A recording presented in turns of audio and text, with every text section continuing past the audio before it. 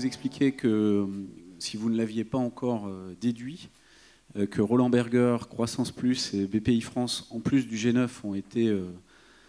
ont porté sur les fonds baptismaux cette grande consultation et ces travaux qui ne sont pas terminés, bien évidemment avec Axel et son équipe formidable de Make.org qui fait un job de dingue. Et Jean Rabalan, tu es au fond, si tu veux te lever, parce que franchement, ouais.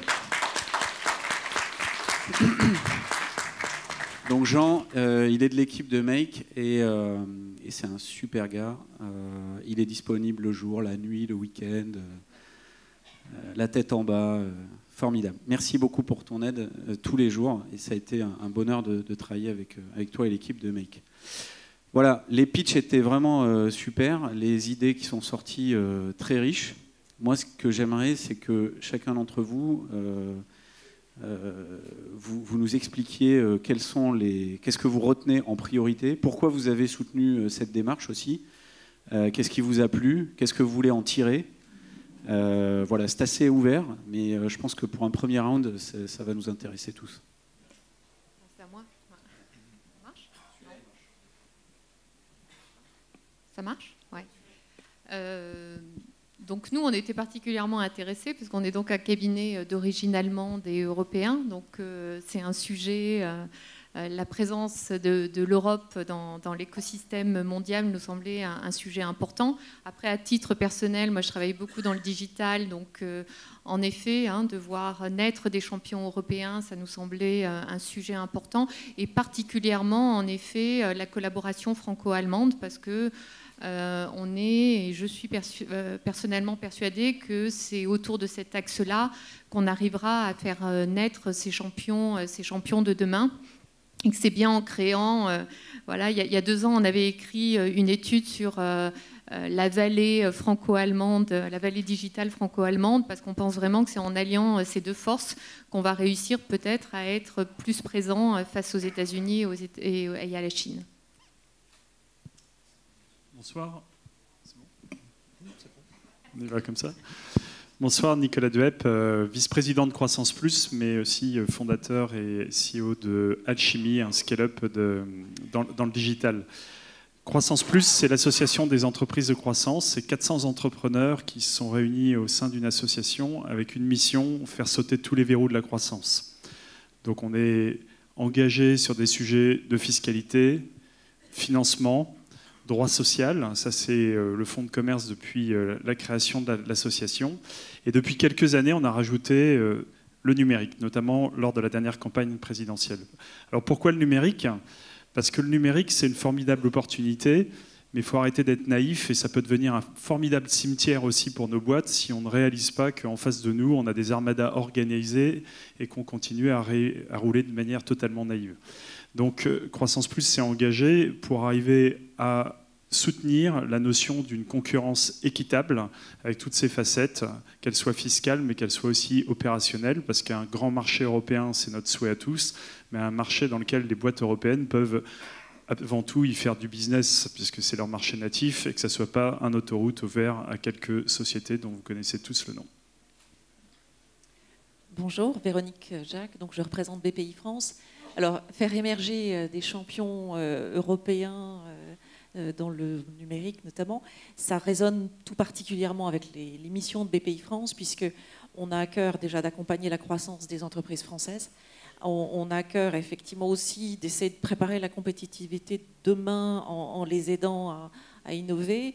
Et plus largement, je dirais, on cherche à développer en France un écosystème qui est favorable à l'entrepreneuriat. Et nos sociétés françaises, quand on dit qu'on aide, on aide leur croissance, bien évidemment, on les pousse à aller à l'international. Donc l'Europe est un terrain de jeu naturel, mais pas que. On les pousse à aller encore plus loin. Et à titre personnel, en fait, je suis manager de l'équipe de l'activité d'investissement en venture capital.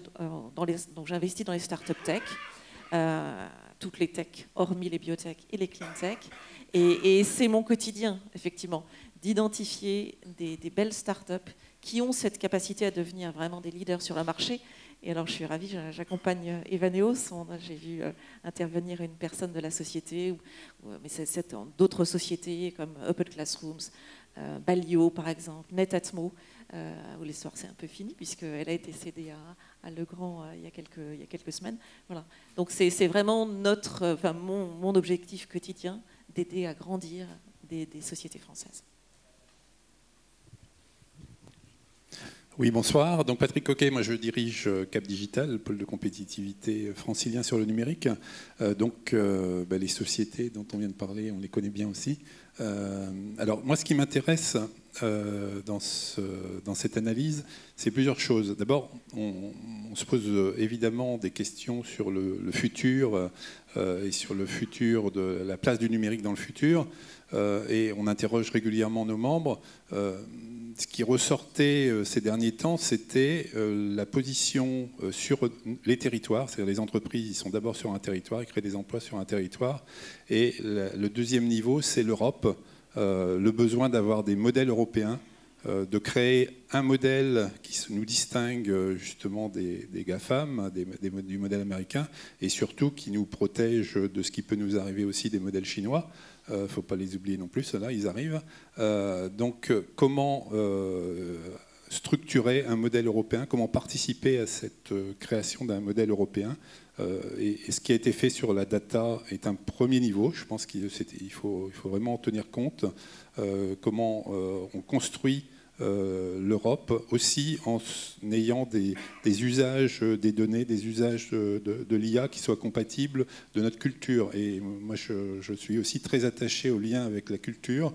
Le numérique doit refléter, et nos règles du numérique doivent refléter nos cultures européennes qui sont très riches et sur lesquelles on doit justement construire ces futurs souhaitables, comme on dit souvent chez Cap Digital avec notre festival. Voilà. On va peut-être rentrer dans le concret là. Vous avez voté pour une proposition probablement, où il y en a 2 ou 3 qui ressortent pour vous, qui sont plus importantes que d'autres. Pourquoi et comment les mettre en œuvre? Vous pouvez commencer comme vous le sentez. Nicolas, je te sens chaud là. Je me sens chaud. Alors moi j'ai voté pour la 3e qui était sur le package fiscal. Parce que il faut être assez clair. Je veux dire, quand on est une société du digital, on peut faire de la croissance, mais il y en a aussi qui gagnent de l'argent. Et quand vous êtes avec un taux d'imposition en France et que vous vous battez contre des gens qui payent moins d'impôts que votre chiffre d'affaires à vous, il y a un problème. Enfin, à partir de là, vous ne jouez pas dans la même cour. Moi, je me bats tous les jours contre une société qui a un logo rouge et qui anime vos soirées, mais qui s'est basée au Luxembourg, qui ne crée pas un emploi en France, qui ne paye pas de TVA en France, qui ne paye pas d'IS en France, qui ne cotise à aucune création en France. Voilà, à partir de ce moment-là, comment voulez-vous qu'on fasse la compétition par rapport à ça? Donc c'est certain que toutes les autres propositions, il faut les prendre aussi et il faut faire émerger des modèles. Mais il n'y a pas que des startups, il y a aussi des scale-up. Et dans les scale-up, on attaque les vrais sujets qui fâchent. Et ça, c'est un vrai sujet qui fâche. Donc si l'Europe est là et nous l'a rappelé dans un beau projet franco-allemand, Alstom Siemens, qu'il fallait avant tout d'avoir une libre concurrence, ben là, vous avez un bel exemple de ce qui est réalisé dans le numérique pour pouvoir faire sortir la tête d'un paquet de boîtes qui pourraient faire le challenge à ce joli logo rouge. Alors, on fait quoi pour mettre en œuvre, pour y arriver? On a besoin de qui? Des politiques? On a besoin d'une volonté et puis d'un peu de courage. Je pense qu'il y a en France, et mon propos derrière le côté franco-allemand, c'est qu'on attend beaucoup de l'Europe. À un moment donné, il faut être pragmatique. Quand la mairie de Paris, cette semaine, commence à s'énerver un peu contre Airbnb, on voit qu'il existe aussi des leviers au niveau local. Et il faut qu'on arrive à voir l'Europe pour une vision de long terme et de bâtir des champions, parce qu'il faut arrêter cette naïveté. Il faut qu'on ait une politique volontariste pour bâtir des champions, mais on peut aussi bouger dès maintenant au niveau local, au niveau de la mairie, au niveau de la région, au niveau de l'État, pour pouvoir résister. J'aime souvent citer un exemple d'un concept qu'on développe beaucoup chez Croissance Plus, qui est la notion du temps mort.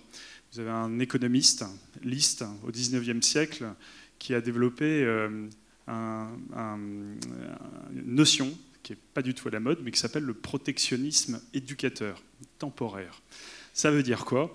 Ça veut dire qu'à un moment donné, sur le marché, il y a un acteur qui a tellement d'avance technologique qu'il écrase tous les autres, qu'il empêche la libre concurrence et qui, à terme, fait que le consommateur se retrouve en relation dans un monopole. Au passage, si Alstom, Siemens, c'est un problème, Google a 95% de part de marché, ça, c'est pas un problème pour la Commission européenne. Donc, on peut commencer à réfléchir par rapport à ça.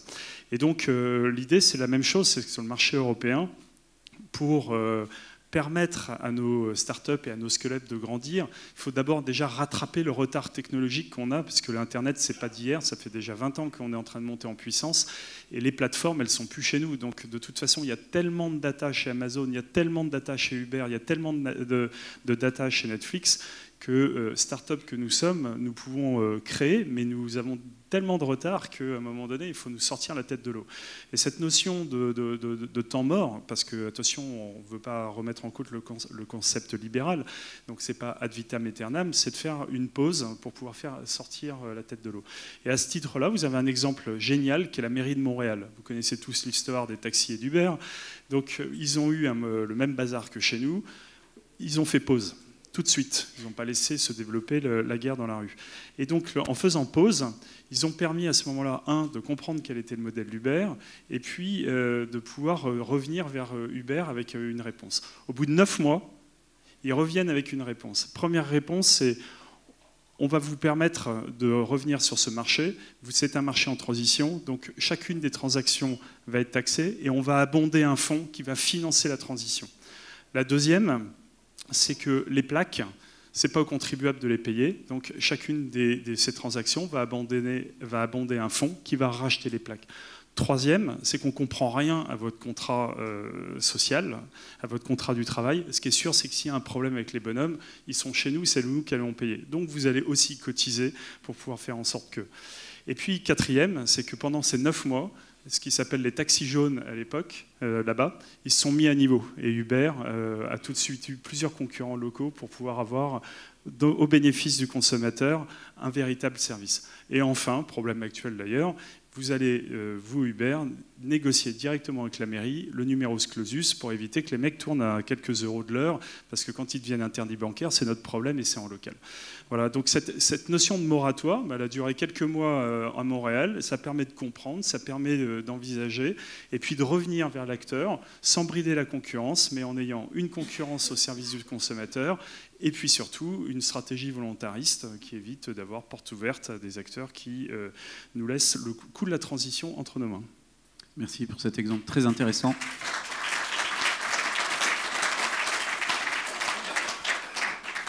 Donc effectivement, on peut s'appuyer sur des partenaires qui sont des collectivités plutôt locales ou régionales ou des États. On n'est pas obligé de tout gérer à l'échelon européen, c'est plutôt réconfortant. Anne, vous avez identifié une idée en particulier ou un groupe d'idées qui vous plaît ? Alors il y en a deux en fait que je trouve assez intéressantes. C'est sur la simplification administrative, parce que je pense que la grosse difficulté aujourd'hui de toutes nos startups, c'est qu'en effet la taille du marché, elle est juste toute petite à côté de celle des États-Unis, et que si en effet on doit refaire à chaque fois son analyse de marché, ses conditions pour entrer là-dedans, ça devient absolument impossible. Et ça, je pense que c'est vraiment c'est une des problématiques. Hein, voilà, être capable d'adresser directement l'Europe comme un tout, avec des segments différents, mais comme c'est le cas déjà aux États-Unis, hein, il y a plein de sous-segments de population, etc. Or aujourd'hui, c'est beaucoup trop compliqué et les barrières à l'entrée sont trop importantes, et ça, c'est juste pas acceptable. Après, je pense que la question du label, parce que je pense qu'il faut quand même qu'on se fasse plus connaître. Je pense que la French Tech a quand même montré aussi le pouvoir que ça peut avoir. Il faut qu'il y ait du marketing, il faut qu'on communique, il faut qu'il y ait des communautés qui soient créées, qui partagent leur point de vue, qui échangent autour de ça, parce que c'est comme ça qu'on fera connaître aussi et qu'on fera sortir un certain nombre de pépites de leur situation, parce que je pense qu'aujourd'hui, on est trop diffus, voilà. Il y a des investissements qui sont faits au niveau de chacun des pays, mais chacun investit finalement un peu de son côté, sans chercher finalement à se regrouper. Et je pense que créer cette communauté européenne d'intérêt, hein, qui n'a pas besoin d'ailleurs d'être une communauté officielle, ça, je pense que c'est quelque chose d'important. Donc peut-être un label qui réunit un peu toutes ces idées autour de ça. Alors pour ma part, j'avais voté pour le sujet touchant l'harmonisation fiscale, mais j'en parlerai pas mieux qu'Olivier Dueb. Si j'avais eu une deuxième voix, je pense que j'aurais voté pour le pass Eurotech, qui est fortement inspiré, je pense, du pass French Tech, qui marche plutôt bien, il me semble, au sens où effectivement ça cible parmi les startups celles qui ont vraiment les plus fortes croissances, et ça met autour d'elles tous les acteurs de l'accompagnement pour que tout le monde aille effectivement de la manière la plus efficace apporter le service, l'accompagnement qui vont bien. C'est pas que du financement, ça peut être du soutien pour aller effectivement se développer sur des marchés à l'étranger, par exemple des programmes qu'on bâtit avec Business France. Enfin, ça aurait du sens, je me dis effectivement peut-être de bâtir quelque chose de transfrontalier avec nos homologues de la KfW par exemple, ou d'autres acteurs qui accompagnent les sociétés, par exemple en Allemagne, et d'aider effectivement nos boîtes françaises à se développer en Allemagne, peut-être de manière accélérée et réciproquement. Voilà. Alors moi, j'ai voté justement sur le pass Eurotech, puisque en fait, on opère le pass French Tech, et je m'étais déjà posé la question de savoir pourquoi c'était pas déjà au niveau européen. Et ça me semble. En fait, j'ai voté pour ça parce que c'est pragmatique. C'est simple, je pense qu'on peut très vite le faire au niveau européen. On a des critères pour reconnaître ce qu'est une scale-up, et je pense qu'on peut tous partager ces mêmes critères au niveau européen. Et évidemment, une entreprise qui passe le pass French Tech, elle a déjà fait une première levée de fonds en général, où elle est sur le point de le faire, voire une deuxième, donc elle veut directement aller sur les marchés internationaux, et donc en particulier la booster sur les marchés européens à travers un pass qui est reconnu au niveau européen serait vraiment un sens, parce que derrière ce sont les investisseurs, ce sont les grands donneurs d'ordre qui reconnaissent ce pass. Alors moi, j'avais peut-être, si j'avais pu voter 2 fois, j'aurais voté sur l'aspect formation, parce que c'est aussi quelque chose de très pragmatique sur lequel on devrait avoir et partager une vision européenne de la formation sur le numérique. On a beaucoup également suivi la Grande École du numérique et poussé la Grande École du numérique en France. C'est quelque chose qui doit pouvoir se traiter au niveau européen. Donc ce qui est important aussi, peut-être, on parlait des projets transfrontaliers, mais il y a aussi des initiatives dans les pays qui fonctionnent. Donc de se poser la question de savoir si ces dispositifs qui fonctionnent au niveau national, on peut les booster les porter au niveau européen, ça me semble judicieux.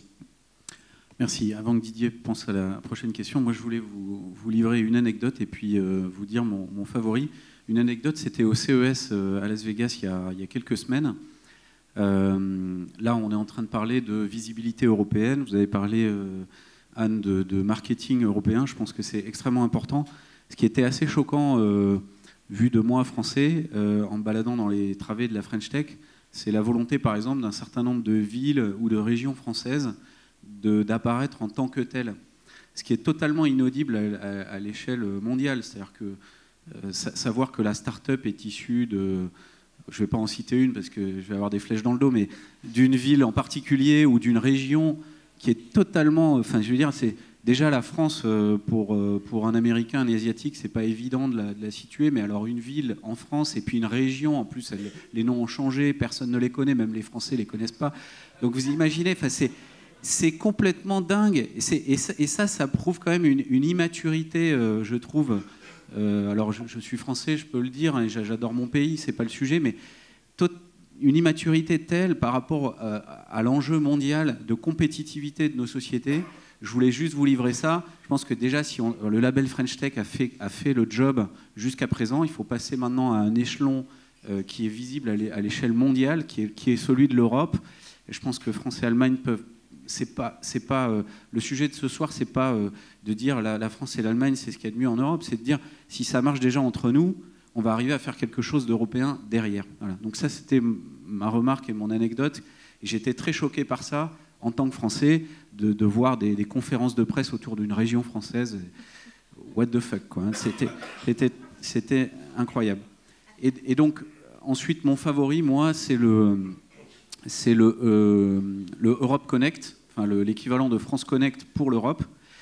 Je ne sais plus qui d'entre nous, mais on est plusieurs à l'avoir dit, on dit que la data, c'est quand même ce qui va structurer les barrières à l'entrée du marché de demain. La data étant le fuel d'un moteur qui s'appelle l'intelligence artificielle, qui crée des barrières à l'entrée de tous les marchés, de tous les secteurs, quels que soient les secteurs. Donc ça, acquis. Si la première chose que vous avez pour accéder à la data et donner accès à vos données personnelles qui sont un patrimoine extrêmement important, la GDPR l'a montré, les Américains ne sont pas plus insensibles que les Européens à la privacy, confère la Californie qui a mis des règles beaucoup plus strictes sur la privacy que même la GDPR européenne. Hein. Donc c'est pour dire, ce n'est pas du tout un tropisme européen, il faut sauter de ça de la tête. C'est très important pour tous les citoyens, où qu'ils soient, sur quelque continent que ce soit. Et donc je pense que la première des choses, quand vous voulez protéger efficacement votre patrimoine de data et le rendre fluide dans son accès aux services et la transparence de l'accès aux services, c'est l'identité.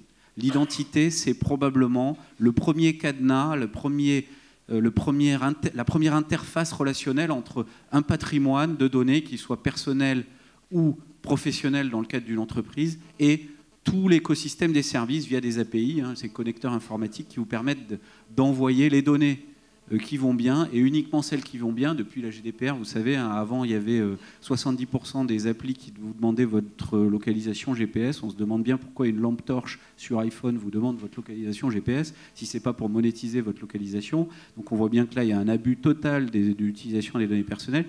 Et donc cette gestion transparente et responsable de l'identité me semble tout à fait fondamentale. Si en passant de l'Allemagne à la France, à l'Espagne, à l'Italie, vous avez besoin de réinventer la façon dont vous gérez votre identité, l'accès aux data et l'accès aux API, vous êtes mort. Parce que pendant ce temps, les Américains, les Asiatiques atteignent une taille qui est celle d'un univers, d'un marché continental. Ils scalent extrêmement rapidement et ensuite ils achètent les sociétés européennes comme des proies assez faciles parce que dans le même temps, nos sociétés sont restées, les poissons grandissent à la taille des aquariums, donc nos poissons sont restés petits, pendant que les requins des autres continents se sont devenus gigantesques. Et donc l'identité me semble un des fondements même de l'univers numérique de demain, que ce soit pour des citoyens ou que ce soit pour des entreprises. Donc mon préféré, vous avez compris, c'est Europe Connect. Voilà. Et en plus, alors il se trouve que France Connect s'appuie pour le niveau 2 bancaire de sécurité sur un truc qui s'appelle Mobile Connect, qui a été inventé par les opérateurs, mais qui a été ouvert en open source. Et Mobile Connect, c'est basé sur une sécurité hardware qui est dans le chipset de votre carte SIM. Et si vous cherchez bien, ce que les 4 milliards d'humains qui ont un téléphone, pas forcément un smartphone, mais un téléphone dans la poche, ont, tous, c'est pas forcément un grand écran, pas forcément tous accès à Internet, etc., mais ils ont tous une carte SIM. Donc ce niveau de sécurité qui est très supérieur à ce que fait Google Connect ou Facebook Connect, hein, qui est que du logiciel, ça a été inventé en Europe, il se trouve que ça a été inventé en France. Tous les opérateurs sont en train de le déployer sur toutes les cartes SIM du monde. Et donc, saisissons-nous de ça. France Connect a fait un job de dingue, donc il faut remercier l'administration française et élargissons ça au niveau de l'Europe.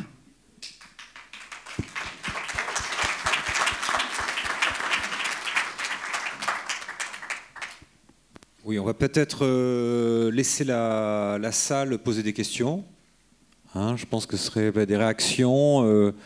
En fait, on est tous le G9+, aujourd'hui, hein, tous dans l'action. Et c'est des conseils. Le micro. Qui veut poser une question? Les micros arrivent. Oui, bonjour, je suis Emmanuel Pesanti, le président de French Road. Je voulais m'adresser à Monsieur le Président du G9. Je représente une association qui prône l'identité unique à forte valeur probante.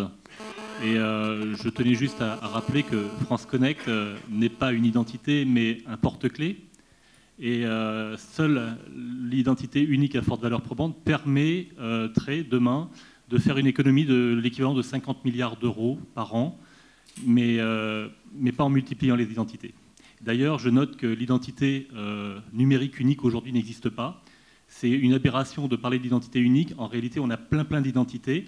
Et c'est cette multiplication d'identités qui justifie aujourd'hui que vous avez 50 ou 60 comptes dans votre vie digitale, ce qui est absolument la première barrière en fait, d'accès au digital dans notre pays. Bon, moi, je ne vais pas faire une réponse technique à ça parce que ça n'a pas beaucoup d'intérêt ce soir, mais effectivement, il y a plusieurs standards en Europe qui ne sont pas des standards d'ailleurs, qui s'autoproclament des standards. On a parlé de l'exemple de France Connect qui est excellent parce que c'est un single sign-on, si vous voulez, pour 360 services publics en France, et France Connect va s'ouvrir aux services marchands, donc de l'économie marchande. On espère pouvoir développer exactement la même chose en Allemagne et dans tous les pays d'Europe. Et ça, c'est juste une première couche. Et au-dessus de ça, vous avez la couche des données, de la gestion des données. Donc, par exemple, en Allemagne, il y a une initiative que je connais mieux que les autres qui s'appelle Verimi. Verimi, ça fédère à peu près un tiers de l'équivalent du CAC 40 en France. Vous avez Deutsche Bahn, Deutsche Telekom, tous les Deutsche quelque chose, vous les avez dedans. Vous avez Axel Springer, enfin, toutes les très grandes entreprises allemandes se sont fédérées pour dire les citoyens ne vont pas gérer leurs données spécifiquement en face de chaque service et de chaque grande institution. Il faut qu'on ait un tiers de confiance qui gère les données des utilisateurs de façon homogène et qui permettent de gérer cet accès aux données. Voilà. Donc, moi, je n'ai pas de réponse à votre question. La seule chose que je dis, c'est qu'il faut que rapidement, il y ait des alliances suffisamment lourdes et larges pour qu'émergent des standards qui deviennent des standards de fait. Moi, je ne crois plus tellement, pourtant je travaille dans le domaine des télécoms, aux standards qui vont sortir des institutions de standardisation. Alors c'est vrai que la 2, 3, 4, 5G ont sorti des standards. Alors ils mettent 10 ans à les sortir. Ils sont adoptés par toute l'industrie. Mais pour tout le reste, et en particulier le web, on voit que c'est des standards de fait qui s'imposent, et pas tellement les standards qui sortent des instituts de standardisation. D'autres questions ?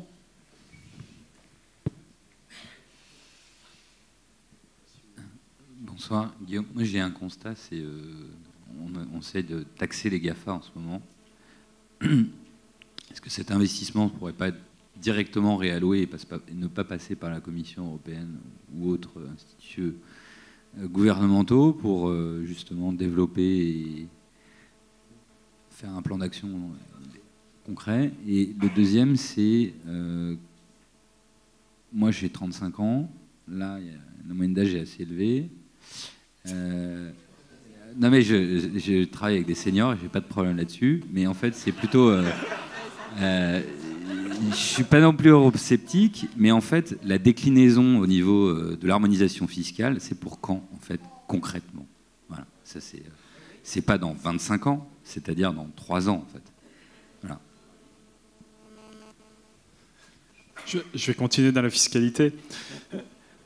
Je pense qu'il y a deux sujets dans la fiscalité. Il y a l'équité, parce que c'est pas normal qu'il y ait des gens qui payent l'IS et l'autre qui ne le paye pas. Et le deuxième, c'est le coût de la transition. Enfin, on ne peut pas aller contre le monde. Le protectionnisme, ça serait de vouloir refuser la transition. Là, il y a une transition qui est devant nous, ça a un coût, il faut former des personnes qui avaient l'habitude de faire un job et qui vont devoir s'adapter à un autre. Et donc, plus que taxer, puisque ce mot-là me donne quand même un peu d'urticaire et on a le droit des ballons d'essai tous les jours en ce moment. Mais donc là, c'est forcer les GAFA ou les grandes plateformes à contribuer à la formation et à l'adaptation. Et ça... Est-ce qu'on a vraiment besoin d'une harmonisation fiscale européenne? Je ne suis pas sûr. On peut attendre de l'Europe une réponse coordonnée. Elle n'arrive pas. On voit bien que quand les Allemands bougent sur la fiscalité allemande, vous avez le chiffon rouge qui s'appelle Trump ou Obama et qui dit attention à tes automobiles, ça va te coûter très très cher si tu viens chercher des noises à mon aventure, à mes sociétés du numérique. Donc les Allemands se calment et laissent les Français tout seuls dans leur histoire. Donc c'est très pragmatique tout ça. Donc moi je pense que... comme je disais tout à l'heure, je pense plus à la réponse locale pour pouvoir financer la transition et pouvoir se protéger. Et je pense à l'échelon européen pour pouvoir emmener des projets de taille et d'envergure très importantes. Là, on arrive peut-être à la fin de la table ronde. Il y a des... Alors peut-être une dernière question. Juste une dernière merci, oui. Merci. Juste une dernière question. Je suis assez étonné, on n'a pas jamais parlé, bon, c'est franco-allemand aujourd'hui, mais Je suis fondateur d'un club de dirigeants réseau et télécom. On a à peu près 180 membres maintenant. Et la question que je vois régulièrement, c'est un pays qui arrive chez nous, c'est l'Angleterre, le UK. On n'en a pas du tout parlé. Ils ont envie de racheter certaines sociétés, en tout cas dans le domaine des télécoms. Je pense qu'aussi c'est un pays sur lequel on peut compter. Voyons qui rentre aussi dans le club. Alors l'Allemagne, l'Angleterre, la France, je ne sais pas. Alors est-ce que l'Angleterre fait toujours partie de l'Europe? Merci. Plus pour très longtemps. Enfin, on ne sait pas. Est-ce qu'il y a une réponse? L'Angleterre? Moi, ce que je vois dans le business, c'est que d'un point de vue, l'Angleterre est très actif dans l'univers des startups et même si la France a fait une performance en 2018 en levée de fonds et en passage au niveau des scale-up, donc il va de soi que l'Angleterre, on joue avec. Néanmoins, ça reste quand même un allié. Enfin, c'est à mi-chemin avec les États-Unis. Aujourd'hui, les grands sièges sont là-bas, quoi, des sociétés américaines. Je peux peut-être compléter. Oh, pardon, excusez-moi.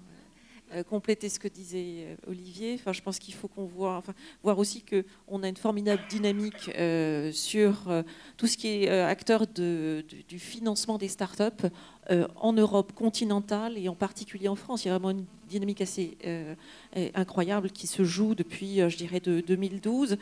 Tant et si bien qu'effectivement, on a vu une croissance continue des investissements dans les startups en France. Je crois x6 depuis 2012. On arrive à 3,8 milliards là, en 2018. Ce qui fait qu'on a quasiment... Alors, on a rattrapé le Royaume-Uni en termes de nombre de startups qu'on finance. On est à 700 startups françaises financées en 2018. C'est autant qu'au Royaume-Uni. On est un petit peu encore en retrait en termes de montant.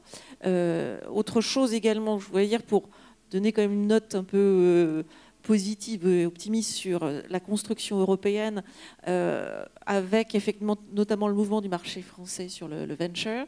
On est en train de construire vraiment une industrie française et européenne du capital investissement. Aujourd'hui, il faut voir que à peu près 40% des fonds qui sont actifs en Europe sont gérés par des équipes de gestion françaises.